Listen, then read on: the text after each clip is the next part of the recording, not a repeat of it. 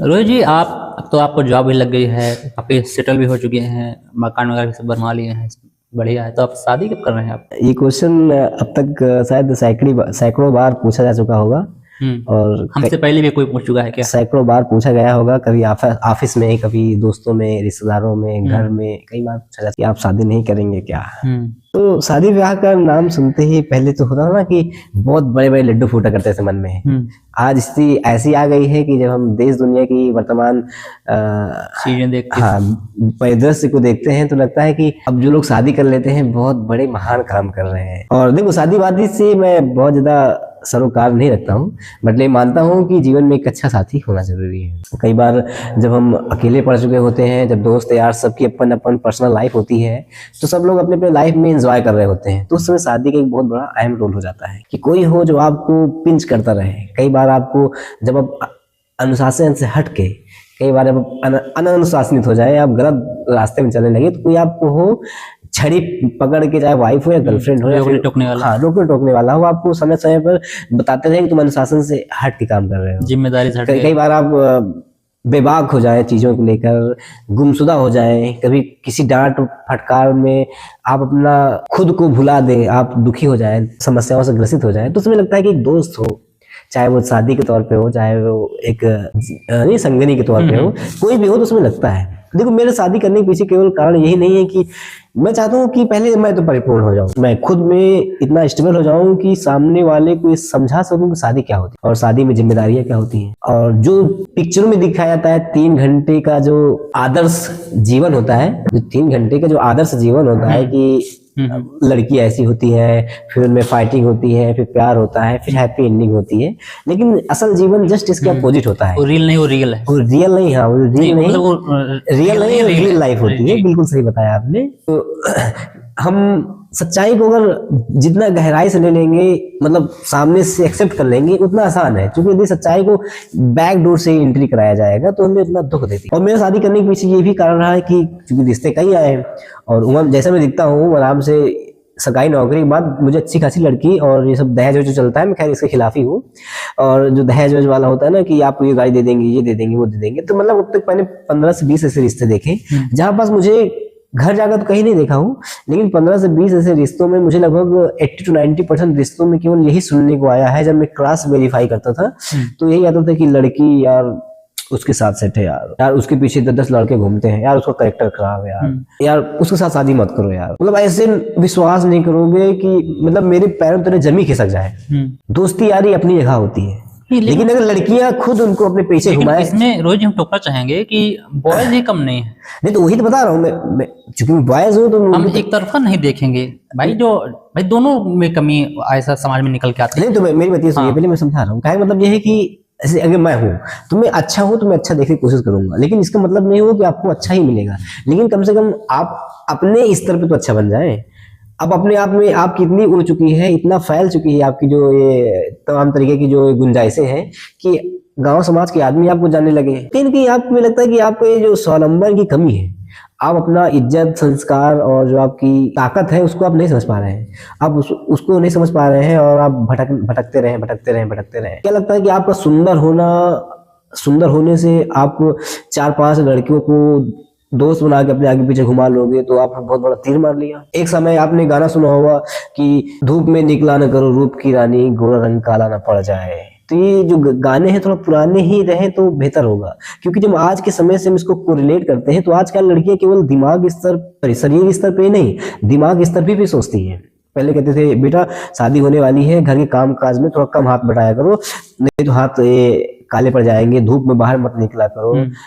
अपने आप को लड़कियों बड़ा सुंदरता के तौर पर, सौंदर्य के मामले में बड़ा मेंटेन रखते थे, लेकिन आजकल लड़कियां सौंदर्य के मामले में थोड़ा सा पीछे हैं।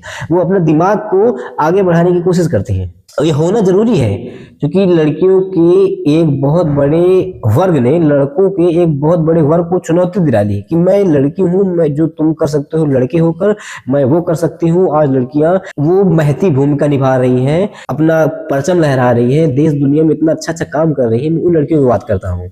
तो आजकल कुछ लड़कियां होती है ना कि थोड़ा से जो बहकी हुई लड़कियां होती हैं, जो थोड़ा सा लीक छड़ कर निकल जाती हैं, वो ऐसी होती हैं कि वो नौकरी मिल गई तो मैं तो आजाद पंछी हूँ, मैं कुछ भी कर सकती हूँ। कई बार वो अपने संस्कारों के खिलाफ चली जाती है, कभी समाज और नियम के खिलाफ चली जाती है, कभी अंग प्रदर्शन जैसी चीजें होता है ना कि मैं तो इंडिपेंडेंट हो गई, सोशल मीडिया वगैरह पे अंग प्रदर्शन करना शुरू कर देती है, बोल्ड पिक लगा के अपने आप को वायरल करने की कोशिश करती हैं। तो ये सब चीजें कहीं ना कहीं उन अच्छी लड़कियों के मुंह पे तमाचा है, जो बेचारी कभी भी एक अच्छे राजकुमार की तलाश में भी भटक रही है कि एक मैं अपने संस्कार में, अपने इज्जत में, अपने पवित्रता में पूरी तरीके से मंगल हूँ, मतलब पवित्र हूँ, उसमें कोई भी दाग नहीं लगेगा। तो वो लड़की बेचारी इनकी कैटेगरी में आ जाती हैं। तो ये लड़कियां जो थोड़ा से बहुत ज्यादा ना कि पापा को परियां बन गई हैं, तो पापा की परियां कहीं ना कहीं उन अच्छी लड़कियों के लिए मुंह पे तमाचा मार देती हैं कि अगर सेल्फ इंडिपेंडेंट नहीं हो तो कोई तुम्हें पूछेगा नहीं। और सच्चाई ये भी है। आजकल हम जैसे मैं हूँ तो मैं प्रयास करूँ कि मुझे एक वर्किंग लड़की मिल जाए।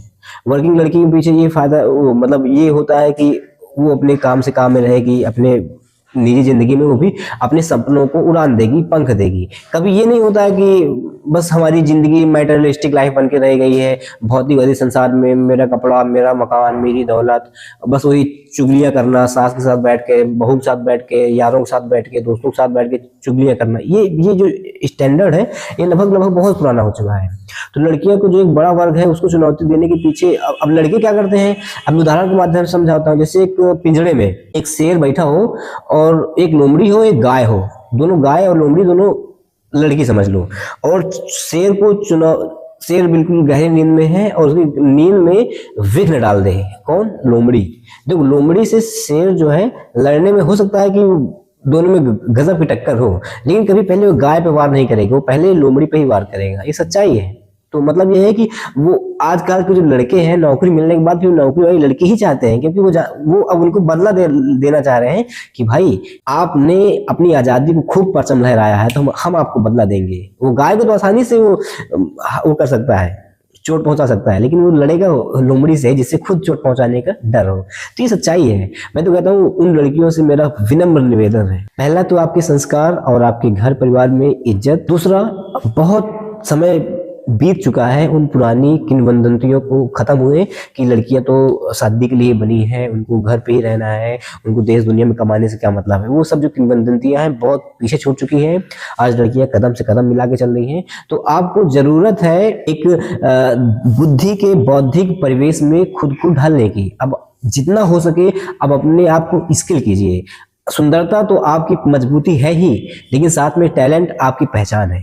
अगर ये टैलेंट नहीं है, सुंदरता तो 2 महीने 3 महीने 2 साल 3 साल में फीकी पड़ जाएगी, लेकिन टैलेंट आपको जन्म जन्मांतर तक आपको आपके कर्म और आपके क्या बोलते हैं आपके मतलब उपलब्धियों को याद कराएगी। तो अक्सर मैं इन बहनों से निवेदन करता हूँ जो बहुत सुंदर लड़कियां हैं, पहले तो कोशिश करो कि वो डिग्रियां ले लो, वो पद ले लो, ताकि तुम्हें लोग तुम पे कोई उंगली न उठा पाए। यदि बहुत सुंदर हो तो पहले तो अपने आप को सेल्फ रेस्पेक्ट बना लो कि कोई भी आयरा गहरा लत्थो खाया लड़का आपके आगे पीछे मंडरा के आपकी इज्जत पे डोरे न डाल सके, पहला। दूसरा, उन बहनों से कहूंगा कि प्रायोरिटी आपकी सेल्फ इंडिपेंडेंस होनी चाहिए। आप तब तक शादी न करो, जैसे लड़के तब तक शादी नहीं करते जब तक उनको नौकरी या फिर एक स्थायित्व नहीं मिल जाता है, तब तक आपको भी शादी नहीं करनी चाहिए। यदि कर रहे हो तो पहली चीज आप अपने स्वाभिमान, आपकी जो रक्षा है, आपका पवित्रता, आपकी देखो दोस्ती यारी होना अच्छी बात है, दोस्ती यारी करना भी चाहिए, गलत नहीं है। लड़की लड़के में दोस्ती यारी अच्छी मानी जाती है, लेकिन इसका मतलब नहीं कि आप सारे संस्कार के मर्यादा के सारे हदें पार कर दें, किसी के बुलाने पर आप बहक जाएं, आप हम बिस्तर हो जाएं। वो ये बहुत ही ज्यादा आज के नियम समय में बहुत ज्यादा प्रचलन में चल रहा है। 4 साल तक मैं देखता हूँ लड़कियां, एक से एक सुंदर सुंदर लड़कियां 4-4 साल 5-5 साल तक शादी के लिए लड़के ढूंढते रह जाते हैं, घर वाले ढूंढते रह जाते हैं, उनको मिलता नहीं है। मैं कई अपने खुद रिश्ते बता रहा हूँ कि जहाँ पास मुझे पता चलता है बाद में कि यार वो लड़की को बहुत उड़ चुकी है, उसकी तो लड़की गांव में 50 लोग उसकी बुराई करते हैं, तो सोचो कि कौन लड़कों से शादी करना चाहेगा। तो इसलिए मेरा पहला उनसे निवेदन है कि आप खुद के विकास पर फोकस करो। इसका मतलब ये नहीं है कि आप लालच करो, कि उसके लालच मतलब होता है कि वो प्रमोशन के चक्कर में, सपोर्ट के चक्कर में, कि मैं जल्दी जल्दी शॉर्टकट तरीके से सफलता मिल जाए, या तो फिर थोड़ा सा है ना कि लॉलीपॉप देकर लोग आपको आगे बढ़ाने की कोशिश करेंगे कि शॉर्टकट तरीके से आप छलांग मार लो। आप अपने पर पूर्ण विश्वास रखो और ये ये तय कर लो कि आपको शादी तभी करना है जब आप सेल्फ इंडिपेंडेंट हो। अच्छा, बहुत सी लड़कियां होती है कि उनकी किसी कारणवश परिस्थितियां ऐसी बन जाया करती हैं कि वो शादी ब्याह में लेट लतीफी होने के कारण घर वाले प्रेशर देकर शादी करा देते हैं, वो ठीक है। वहां बस अपने आप संस्कार और अपनी पावर और आपकी जो महानता है उसको आप बरकरार रखो, यही है मेरा कहना है बस।